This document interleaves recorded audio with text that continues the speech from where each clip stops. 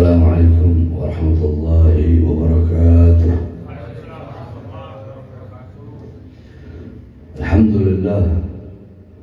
Alhamdulillahil ahad.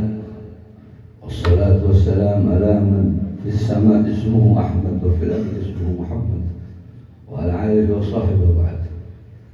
Yang saya cintai, yang saya muliakan segenap para ulama, para habaib, para kiai, para asatid, para guru-guru, khususnya guru kita Habib Abdul Muttalib Segaf, kemudian guru kita yang datang dari Bogor, Habib Alwi Tahir Al-Haddad.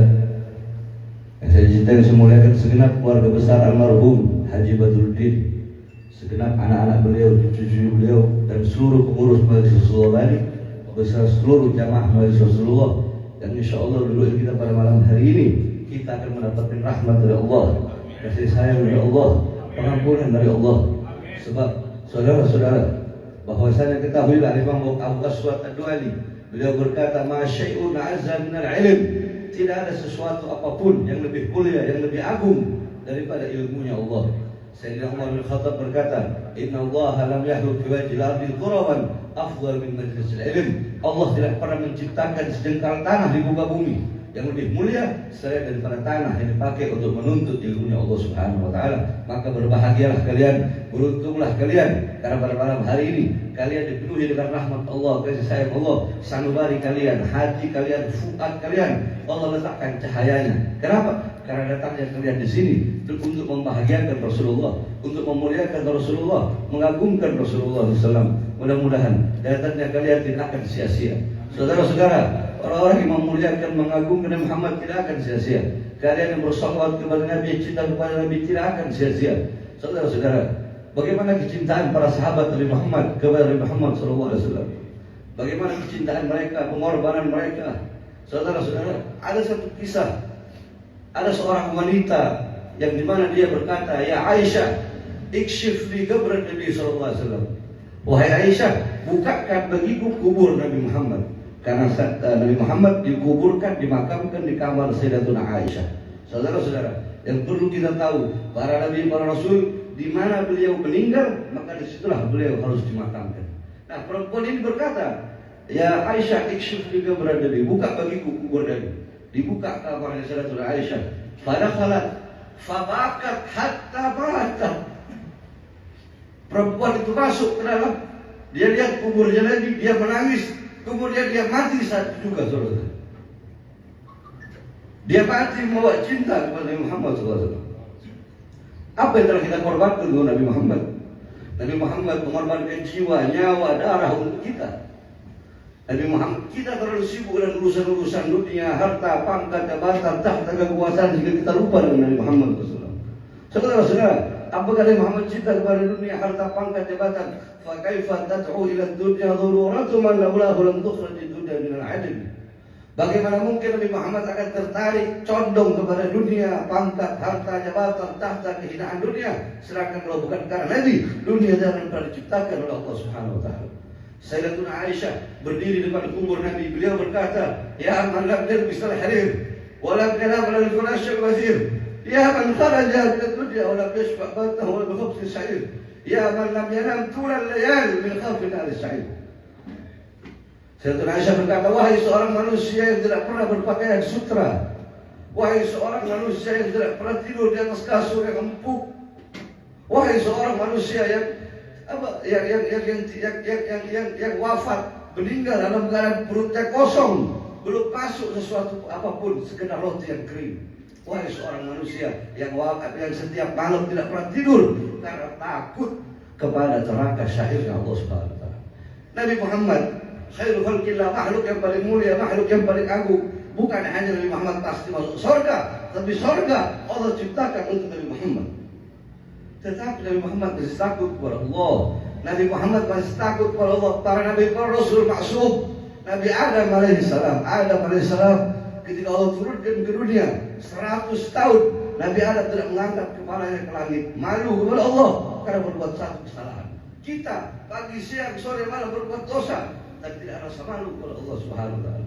Nabi Allah Daud alaihissalam menangis selama ratusan tahun sampai di kepala beliau tumbuh-tumbuhan. Beliau bersujud. Kenapa saking takutnya kepada Allah? Itu para nabi, para rasul. Mereka muntahal khauf, punya puncak rasa takut kepada Allah. Apalagi kita, saudara. Oleh karenanya dengan hadirnya kita di majelis yang mulia ini, kita dengarkan nasihat-nasihat dari guru kita. Pulang dari majelis, kita harus bertambah baik. Jadi jangan di majelis pulang tetap sama aja. Nah, harus tasjidul barakah, bertambah keberkahan, bertambah kebaikan. Pulang dari majelis, jadikan rumah tangga kalian rumah tangga Nabi Muhammad. Jadikan kampung kalian kampung Nabi Muhammad. Hidupkan dengan akhlak Nabi, hidupkan dengan adab Nabi, budi pekerti Nabi. Saudara-saudara sekalian, lau kana fil ilm min dunil khuluq syarafun lakana asyrafu khalqillahi iblis. Jikalau cuma modal ilmu saja, cuma modal pengetahuan, tapi tidak punya akhlak, tapi tidak punya adab, tidak punya budi pekerti, bisa jadi mulia, maka makhluk paling mulia adalah iblis. Sealim-alimnya engkau, iblis lebih alim. Sebanyak-banyak ibadah engkau, iblis lebih banyak ibadah. Selama-lama sujudnya engkau, iblis dulu lebih lama sujudnya. Tapi kenapa iblis dikutuk, iblis dilaknat? Karena iblis tidak punya akhlak dan tidak punya adab. Oleh karenanya akhlak, adab begitu penting. Bahkan adab dan akhlak lebih didahulukan daripada ilmu. Maka mudah-mudahan pulang dari sini kita bisa menjadikan Nabi Muhammad majelis Rasulullah.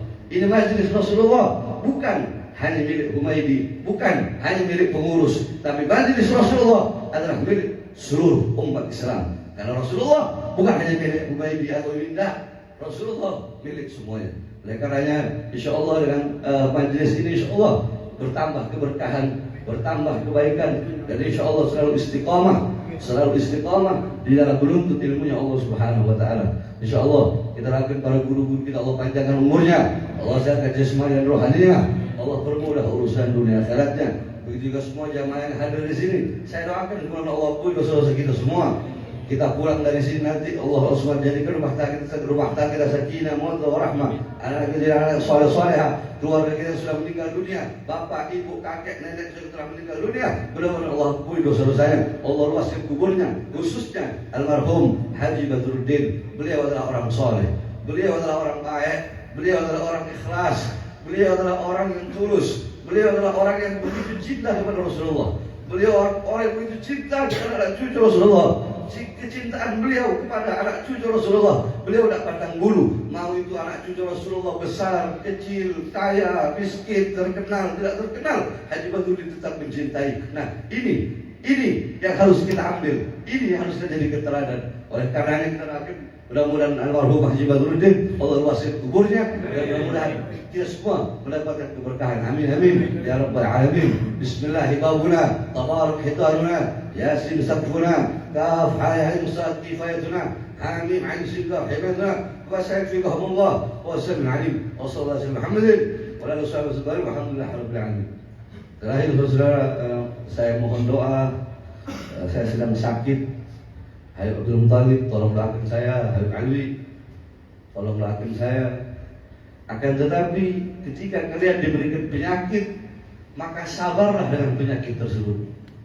Kalau kalian sabar, Allah sembuhkan kalian, Allah ganti daging kalian dengan daging lebih baik dari sebelumnya. Kalian sabar, darah kalian Allah ganti dengan darah lebih baik dari sebelumnya. Kalau kalian Allah matikan dengan penyakit itu, kalian sabar, maka Allah matikan kalian dalam darah husnul khatimah. Saudara-saudara, para aulia kalau mereka sakit, mereka berkata, marhaban bil kafarah, selamat datang wahai penebus dosa. Ketika engkau sakit, jangan buru-buru kau minta sembuh. Saudara-saudara, dalam Asar diceritakan, Zabadiyah mau melempar satu orang ke neraka. Tiba-tiba Allah berkata, wahai Zabadiyah, bukanlah kebijaksanaanku, bukanlah kedermawananku, orang hambaku yang di dunia, aku cabut air wajahnya, aku cabut air mukanya, dia pucat. Aku cabut nafsu makannya, dia nafsu makan. Aku cabut keperkasaannya sehingga dia lemah. Maksudnya Allah berikan sakit. Nah, bukan kebijaksanaanku orang yang di dunia aku berikan penyakit, kemudian di akhirat aku masukkan neraka. Tidak. Orang di dunia aku berikan penyakit, dia sabar, di akhirat maka akan aku masukkan ke dalam surga. Oleh karena mudah-mudahan kita semua Allah Subhanahu Wa Taala permudah jalan kita untuk ke surga dengan wasilah apa? Wasilah duduk di majelis Rasulullah SAW, majelis ilmunya Allah Subhanahu Wa Taala. Ini jalan menuju surganya Allah. Amin amin ya rabbal alamin. Wassalamualaikum warahmatullahi wabarakatuh.